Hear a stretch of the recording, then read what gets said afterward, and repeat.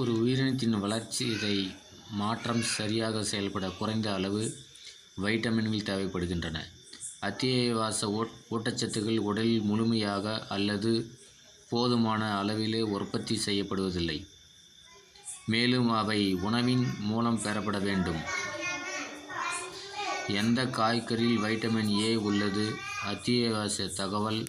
நல்ல ஆதாரங்கள் காய்கறிகள் மற்றும் பழங்கள் ஆகும். அவற்றின் உண்ணக்கூடிய சதை ஆரஞ்சு, கேரட் மற்றும் பிற வேர் காய்கறிகள் அரை கப், ஸ்குவாஷ் அரை கப் மற்றும் முலாம்பழம் 2 கப். ஆரஞ்சு நிறம் பீட் கேரட்டை குறிக்கிறது, இது நம் உடலில் வைட்டமின் ஏ ஆக மாறுகிறது.